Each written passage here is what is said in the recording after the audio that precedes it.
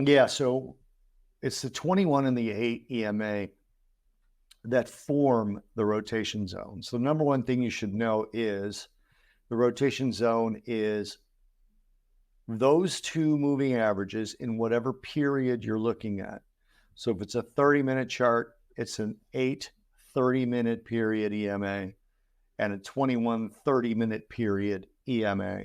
If it's a daily, it's an 8 daily EMA and 21 EMA and so on. If it's a weekly, it's 8 weeks.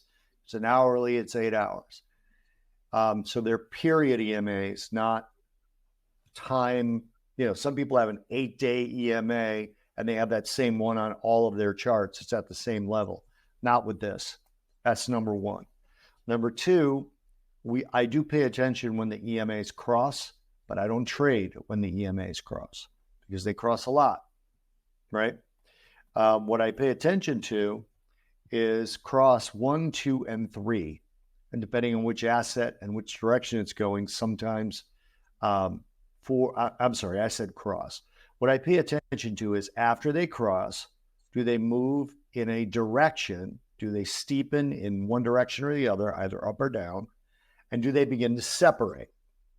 If they do that, we have a rotation zone. So I look at it like this. Sometimes clouds form, but you don't have rain. Okay?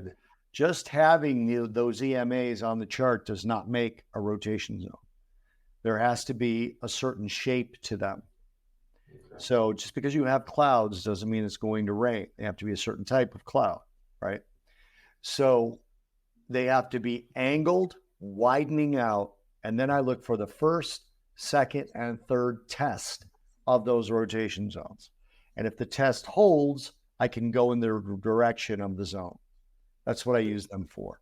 So why are trend lines important? Because part of my entry is a best fit trend line, okay? Now, I'm not going to talk about best fit trend lines here. I'll talk about them in the rotation zone session.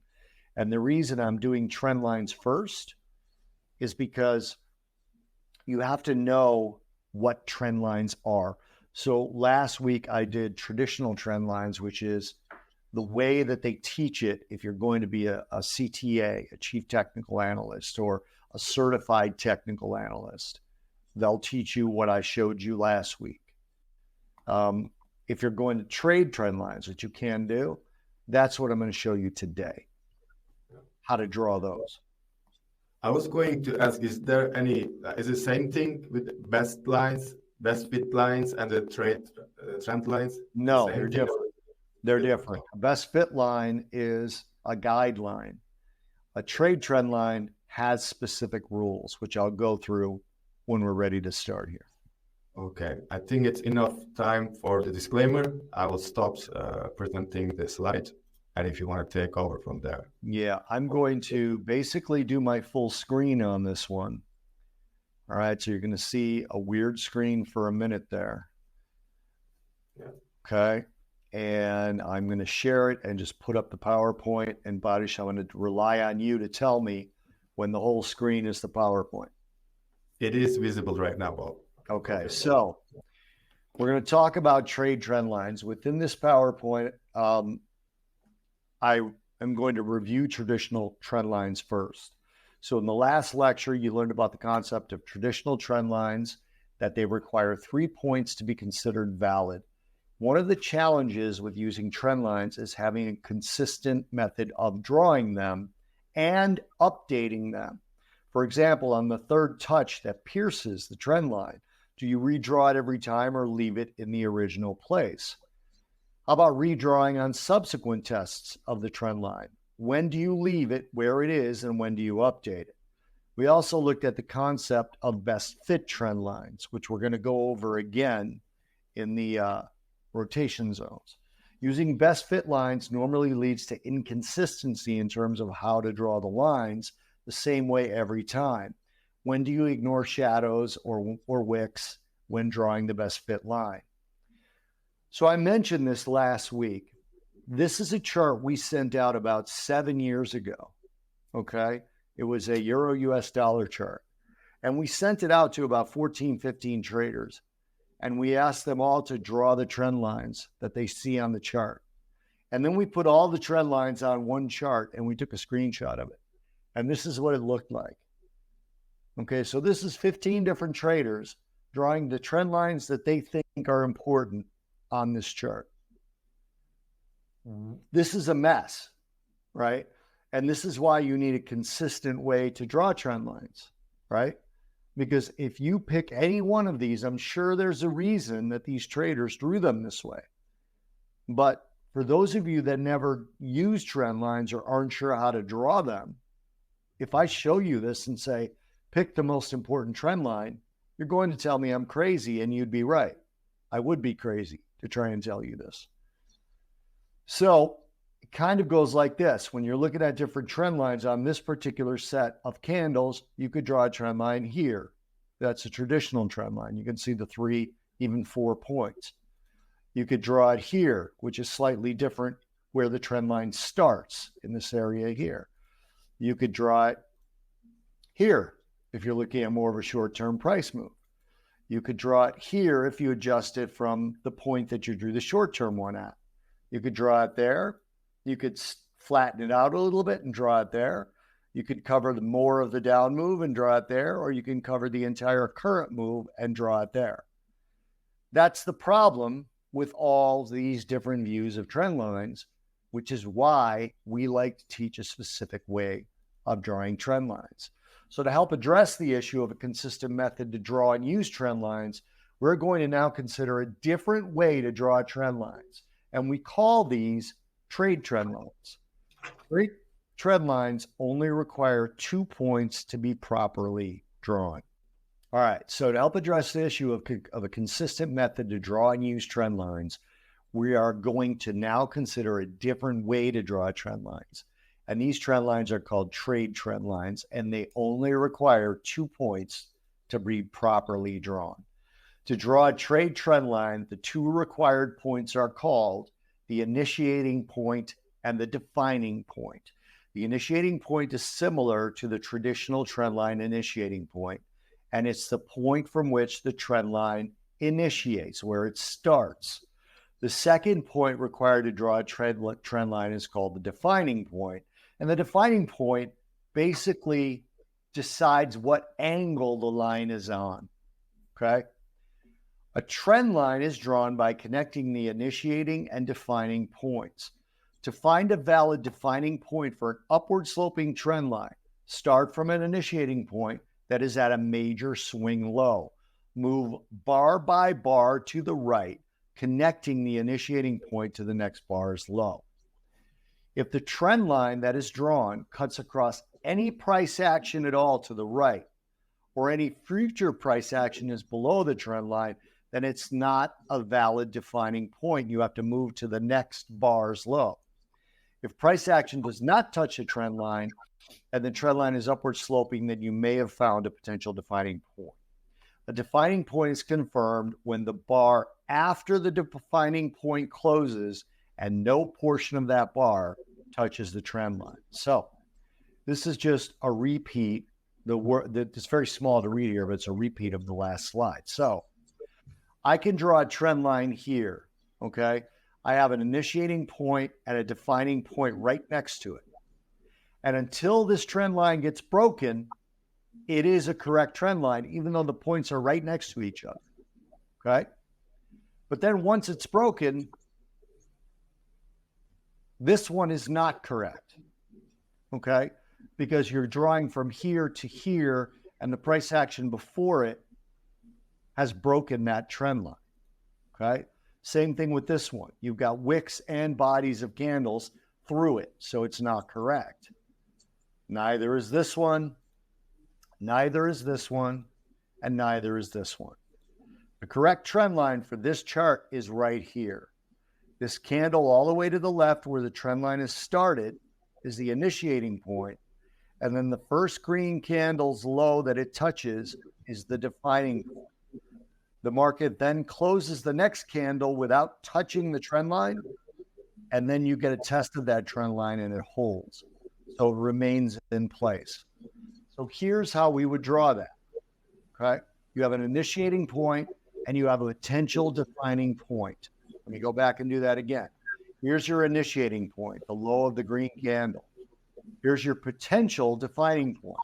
Why is it a potential defining point and not a defining point? Because we need the candle to the right of it to show us what the next batch of price action is.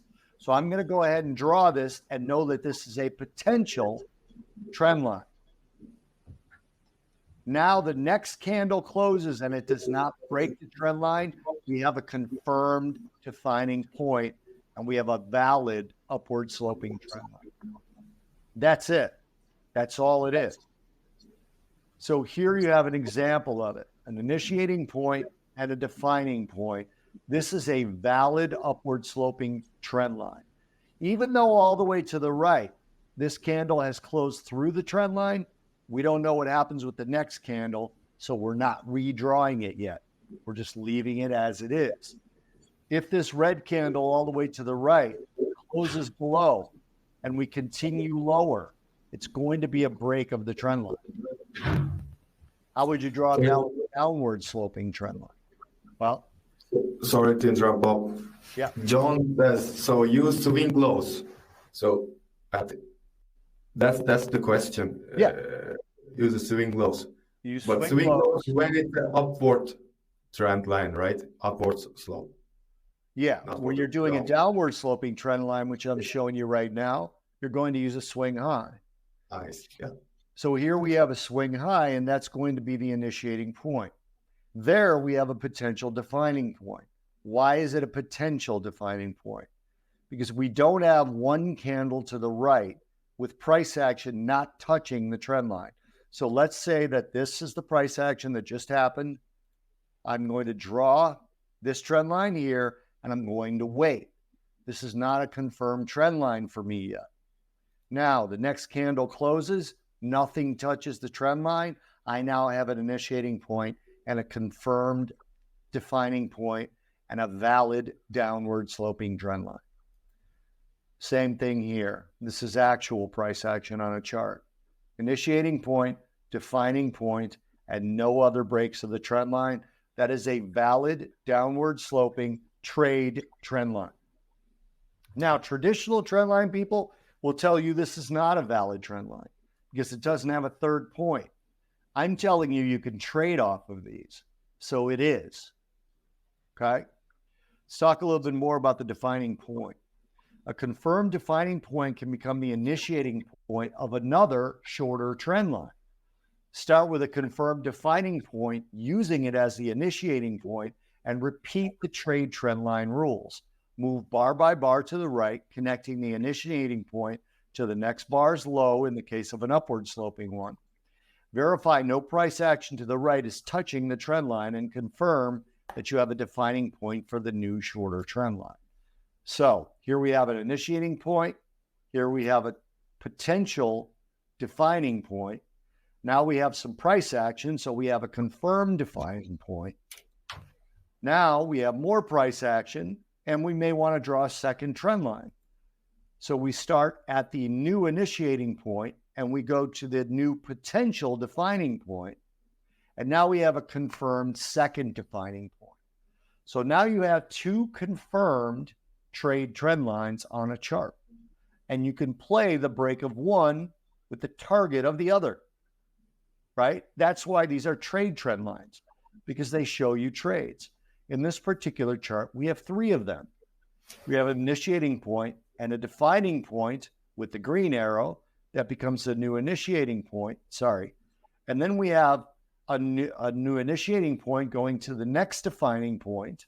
And then we have that becoming a new initiating point going to the next defining point. So what are the trades here? Well, a break of one trend line takes us to the other.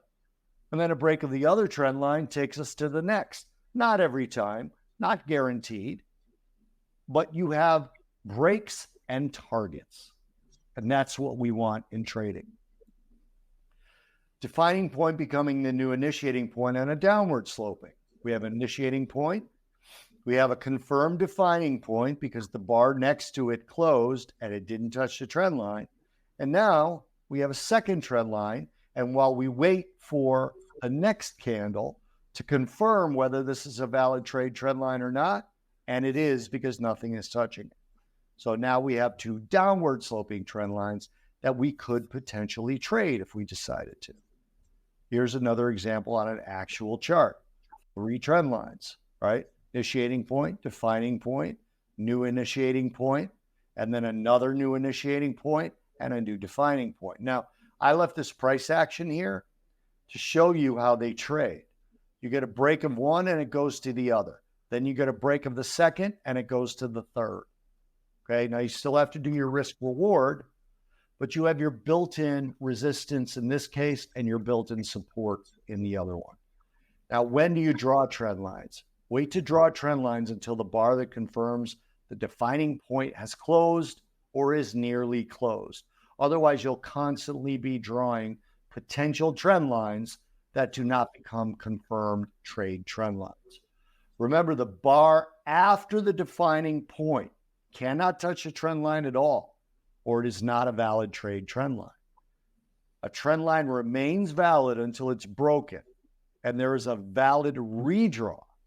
If the trend line has been broken, but there is not a valid redraw, then the trend line remains in place until there is a valid redraw.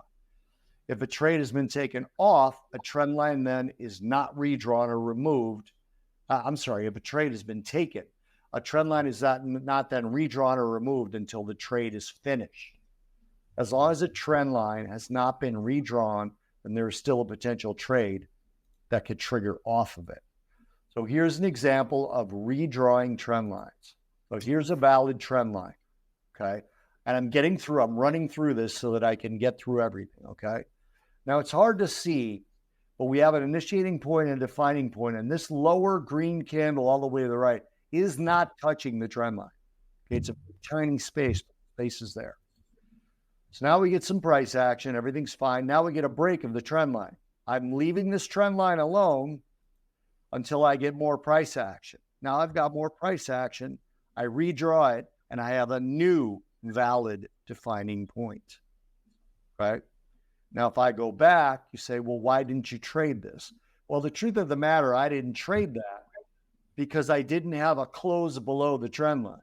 I just had a break, okay? I had a close on the trend line. I had an open below the trend line. Then I had another open below the trend line, but I did not have a close below the trend line. Another little tip, if you get a close below the trend line, but the candle's green or it finishes positive, that's not a trade signal either. It's got a close below in the opposite direction of the trend line. So there's your redrawn trend line. So here's how it would look with real price action. You get a trend line here, you got a trend line there, then that trend line got redrawn here, then that trend line got redrawn here, then that trend line got redrawn here, then it got redrawn there, then it got redrawn there, and this is where we remain when this is the very last candle that existed on this trend line. So you might think it's kind of like crazy to keep redrawing these trend lines. But what you're doing is analysis that's going to give you trades, which is really what your job is as a trader, is to do analysis and then take every good trade that you see. Sometimes it's hard to see if the shadow or wick after the current potential defining point is touching the trend line or not. There's an easy way to determine this by drawing a trend line from the new potential defining point and connecting it to the wick or the candle or the wick or the shadow of the next candle. If the newly drawn trend line falls inside the other trend line, then the potential defining point becomes an actual defining point. So here's an example. If you look at this, you have an initiating point and a defining point, but it's hard to see if this candle to the right of the defining point is touching the original trend line or not. So what I do is I draw a trend line from what I think is the defining point to the next candle. And you can see as we go down to the right, they separate. That means it's not touching, right? Equal defining points. What happens if the defining points when a currently drawn trend line is touching exactly and produces an equal defining point? The prior defining point, which is farther away from the current price action, is changed to the new defining point, which is closer to the price action. So it would look like this in practice, okay? Here we have an initiating point and a defining point. Now I've got 2 touches, original defining point. Oops, sorry. New equal defining point. So when I get a 3rd touch, that's my new defining point. And the reason we do is because down the road, I'm going to show you how to use the defining points for trades. And you need to know which one it is. All right, so here's an example of that on the chart. Prior defining point is where this red arrow pointing down is. Equal defining point is where this 3rd touch is. You don't need to say that it's 3 touches and the trend line held unless your process teaches you that or tells you to do that. You just need to know where the defining point is. When do we remove trend lines? A trend line should be removed if it is redrawn and is now horizontal. A horizontal line does not show a trend. Trend is in the word trend line. So when the horizontal, when the line becomes completely flat or horizontal, it's no longer a trend line and should be removed. It should also be removed if it changes direction. For example, an upward sloping trend line becomes downward sloping, or a downward sloping trend line becomes upward sloping. So here's how it would look in practice. We have a valid upward sloping trend line. It gets redrawn and it's flat, delete it. It's not a trend line anymore. You don't need it. It's not going to give you any trades. Right? Here's an example, upward sloping trend line. It becomes flat, it gets removed. That's it. Got an example of a downward sloping one here as well. Sorry, this is the same one. Valid trend line. Here it goes from upward sloping to downward sloping, remove it. As I told you in last week's session with traditional trend lines, a downward sloping trend line drawn from lows is a target line. It's not a trend line. Okay, it's not showing you the trend. It's the upper trend line on a downward move that's showing you the aggressiveness of the trend. So here we have an original downward sloping trend line. It gets redrawn and it's up now. Get rid of it. It's no good anymore.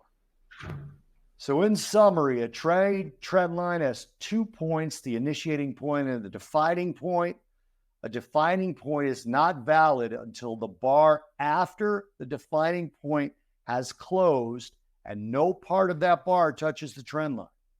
A trend line remains in place if a trade is taken or until there is a valid redraw, and a trend line is removed if the trend line becomes horizontal or sloping in the reverse direction. Again, it's a lot, guys. Please go to the recordings, watch it over and over again, and draw trend lines. Take it in sections, okay? So, okay, first I'm going to find the initiating point and the defining point. And I don't care if I'm right or wrong. I'm going to keep watching the first 5 or 6 slides of this and make sure I know what an initiating point and a defining point is. Then I'm going to start redrawing trend lines. Then I'm going to start figuring out if my trend lines are correct. Then I'm going to look for trend lines that are touching a 3rd time or drawn to a 3rd point. It's a lot, but if you get this down, it's the simplest thing. And everyone's going to go, why'd you draw your trend line there? You're going to be like, because I know how to trade off of trend lines. That's why I do it. There's 2 questions I see that I want to answer real quick, buddy. My question, why do you call traditional trend lines target trend lines? I don't, Leo. What I say is lower trend lines that are sloping down are targets because they're not showing you the trend. They're showing, if you have this as your trend and you say, okay, that's support, all right? Now, so you buy here at support and the market keeps bouncing and bouncing and bouncing and bouncing. You're losing money, but you're still on support.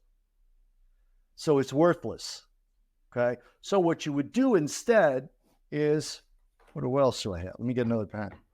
You would sell at this one, which is your trend line, and cover at this one, which is your target line. That's what you want to do with that. So that's why you would do that. And then there's another one in the Q&A section here from Nima. The way it was laid out, it triggers reverse trade. Is there any strategy with this for continuation? There is, okay? But it usually is when you have shorter opposing trend lines, okay? So using this stupid example of my pencils here again, all right? If I have a trade trend line that's this long, all right, and I have, I'm sorry, I see now, Leo, you made me do it wrong. I have a trade trend line that's like this and another one that's like this, okay? If it bounces here and breaks this trend line, it's a continuation for the longer trend line. Now remember, you're not just going to have the one trend line. You're going to be drawing trend lines that are upward sloping off of lows and downward sloping off of highs.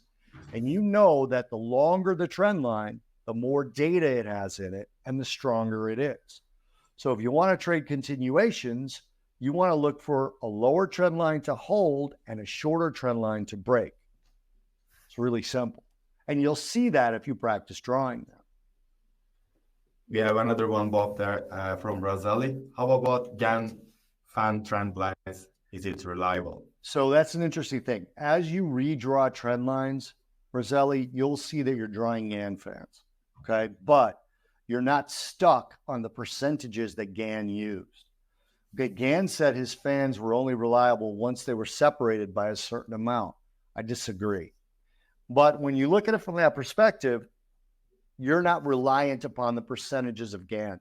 What I have found, and this is something that I have to ask the Zero Pro technical team, changing your retracement levels to Gann levels is massively effective. It's highly effective, okay? But Gann fans are not as effective. And doing it this way gives you short-term patterns where you don't have to wait for your trend lines to separate by the percentages that Gann lays out. Okay. Thank you for that, Bob.